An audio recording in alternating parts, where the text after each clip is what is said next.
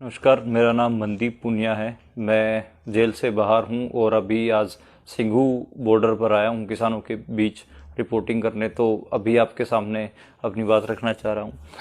मैं अपनी बात शुरू करूंगा जो 30 तारीख को जो घटना हुई उससे। मुझे पुलिस ने उठाया, मेरे साथ मारपीट की और उसके बाद मुझे तिहाड़ जेल में भेज दिया और मेरे ऊपर कई केस लगा दिए। तिहाड़ जेल में जब जब पुलिस वाले मुझे मार रहे थे तो बार बार वो एक ही बात कह रहे थे। जब पुलिस वाले मुझे मार रहे थे तो वो बार बार मुझे एक ही बात कह रहे थे कि अब तिहाड़ से रिपोर्टिंग करना, अब तिहाड़ से रिपोर्टिंग करना।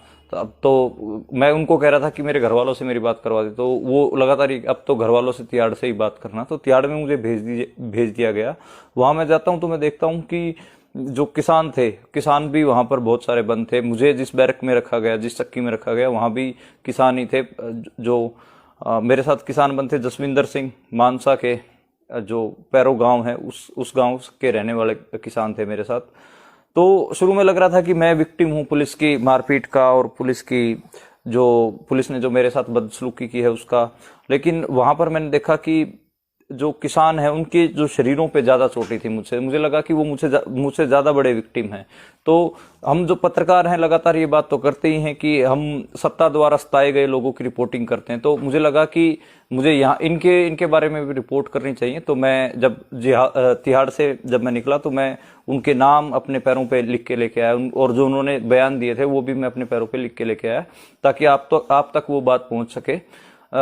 एक चीज मैं और ध्यान दिलाना चाहूंगा कि इसमें जो जितने भी किसानों से मैं मिला, सारे के सारे किसान जब वो अपने प्राइवेट निजी कामों के वास्ते मार्केट में गए थे, कोई सब्जी खरीदने गया था, कोई कपड़े खरीदने गया, तो वहां से उठाए गए हैं और उनके साथ बहुत बुरी तरीके से मारपीट की गई है। उसमें एक किसान का मैं बताना चाहूंगा, हरियाणा से थे, जगबीर सिंह रिठाल गांव के। वो तो अपने भाई के पास जा रहे थे, उनको एक प्राइवेट कार में से उठाया गया। ऐसे ही जो बाबा जीत सिंह थे, बाबा जीत सिंह हरियाणा के जो मुख्यमंत्री हैं, उनके गांव में गुरुद्वारा है, उस गुरुद्वारे में ग्रंथी हैं। वो बुराड़ी मैदान में जो किसान थे उनको लंगर खिला रहे थे, उनको वहां से उठाया गया। 70 साल के हैं बाबा जीत सिंह, उनके शरीर पे भी चोटों के निशान थे। तो जितने भी किसान थे वो असल में उनकी हिम्मत पूरी कायम थी, उनके हौसले पूरे कायम थे, लेकिन वो थोड़े से चिंतित थे। उनको पता नहीं था कि उनके ऊपर कौन से केस लगाए हैं और क्यों लगाए हैं, क्योंकि वो सारे बेचारे मतलब अपने निजी कामों के लिए गए हुए थे बाहर। तो एक ये था। दूसरा मैं ये कहना चाहूंगा कि जो मेरे ऊपर जो हमला हुआ वो इस वजह से हुआ क्योंकि जो रिपोर्टिंग की थी मैंने एक दिन पहले, जिसमें मैंने बताया था कि जो बीजेपी के जो कार्यकर्ता थे उन्होंने किसानों के ऊपर पत्थर चलाए और पुलिस ने कैसे उनका साथ दिया। उस रिपोर्ट की वजह से पुलिस ने मुझे टारगेट किया और पुलिस लगातार ये कहते हुए मुझे पीट रही थी कि और करना रिपोर्टिंग, और बताना कि किसानों को कौन पत्थर चला रहा था। तो बिल्कुल टारगेटेड हमला था। लेकिन अभी मैं जितना लोगों ने साथ दिया, पत्रकारों ने साथ दिया और जितने भी किसान थे उन्होंने साथ दिया, उस वजह से अब मैं आप लोगों के बीच में हूं और दोबारा रिपोर्ट कर रहा हूं। रिपोर्टर का काम ग्राउंड जीरो से रिपोर्ट करना होता है, इसलिए आज मैं सिंघू पे आया हूं दोबारा और मेरा उत्साह दुगना है और मैं लगातार ऐसे ही रिपोर्ट करता रहूंगा। और इसमें मैं एक बात ये कहना चाहूंगा कि जिस सेंसिटिविटी से किसान आंदोलन को कवर करने की जरूरत है, रिपोर्ट करने की जरूरत है, उस सेंसिटिविटी से जो छोटे छोटे पत्रकार हैं हमारे जैसे और जो हरियाणा पंजाब के पत्रकार हैं वो बहुत अच्छे से काम कर रहे हैं। नेशनल मीडिया एक तरफ जो गोदी मीडिया है वो किसानों को आतंकवादी और खालिस्तानी बता रहा है, तो दूसरी तरफ पंजाब हरियाणा के पत्रकार और जो अल्टरनेटिव मीडिया के पत्रकार हैं वो किसानों के बीच में रह के और किसानों का जो असली पक्ष दिखा रहे हैं। तो एक रिपोर्टर के लिए बहुत जरूरी है। जब मुझे जेल में ले जाया गया तो मैं और भी जो पत्रकार थे जो सही रिपोर्टिंग करने की वजह से जेलों में, उनके बारे में मेरे दिमाग में आया। और जो हाथरस केस में जो रिपोर्टिंग करने गए थे कप्पन सिद्दीकी साहब, उनको गिरफ्तार कर लिया गया था, उनके बारे में भी मेरे दिमाग में आया। 4 महीने से वो जेल में है। तो जितने भी पत्रकार हैं और जितने भी एक्टिविस्ट हैं जो जेलों में बंद हैं उनको रिहा किया जाना चाहिए। इसी संयुक्त किसान मोर्चे के स्टेज के पास से ही 2 जो मजदूर कार्यकर्ता थे जो इस किसान आंदोलन में शरीक थे, शामिल थे, उनको भी उठाया गया, शिव कुमार और नवदीप कौर। उन दोनों के लिए भी जो किसान हैं वो आवाज उठा रहे हैं, उनको भी रिहा किया जाना चाहिए।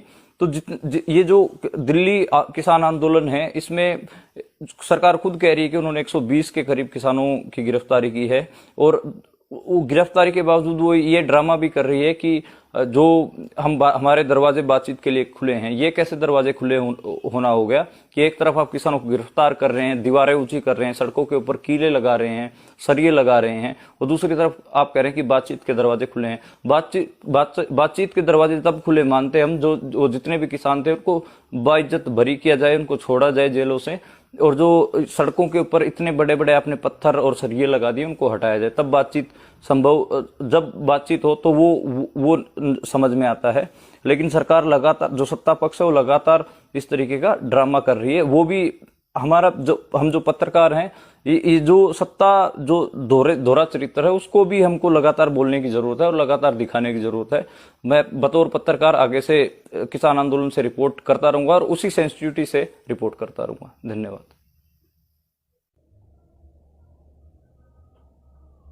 नमस्कार, मेरा नाम मनदीप पुनिया है। मैं जेल से बाहर हूं और अभी आज सिंघू बॉर्डर पर आया हूं किसानों के बीच रिपोर्टिंग करने। तो अभी आपके सामने अपनी बात रखना चाह रहा हूं। मैं अपनी बात शुरू करूंगा जो 30 तारीख को जो घटना हुई उससे। मुझे पुलिस ने उठाया, मेरे साथ मारपीट की और उसके बाद मुझे तिहाड़ जेल में भेज दिया और मेरे ऊपर कई केस लगा दिए। तिहाड़ जेल में जब पुलिस वाले मुझे मार रहे थे तो बार बार वो एक ही बात कह रहे थे। जब पुलिस वाले मुझे मार रहे थे तो वो बार बार मुझे एक ही बात कह रहे थे कि अब तिहाड़ से रिपोर्टिंग करना, अब तिहाड़ से रिपोर्टिंग करना।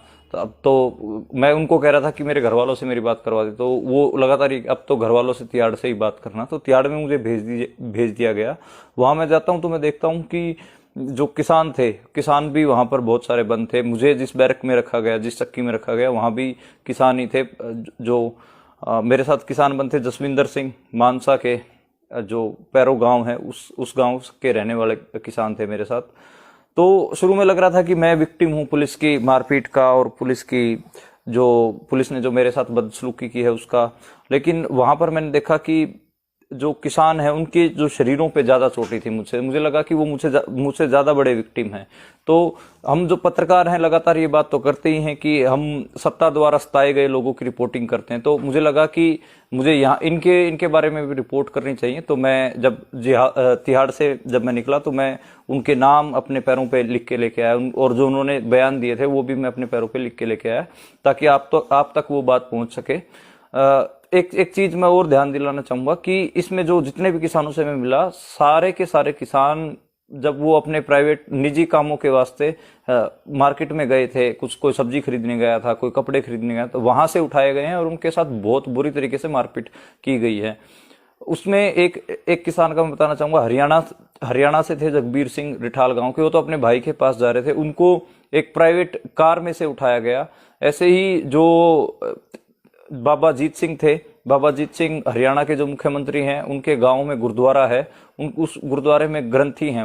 वो बुराड़ी मैदान में जो किसान थे उनको लंगर खिला रहे थे, उनको वहां से उठाया गया। 70 साल के हैं बाबा जीत सिंह, उनके शरीर पे भी चोटों के निशान थे। तो जितने भी किसान थे वो असल में उनकी हिम्मत पूरी कायम थी, उनके हौसले पूरे कायम थे, लेकिन वो थोड़े से चिंतित थे। उनको पता नहीं था कि उनके ऊपर कौन से केस लगाए हैं और क्यों लगाए हैं, क्योंकि वो सारे बेचारे मतलब अपने निजी कामों के लिए गए हुए थे बाहर।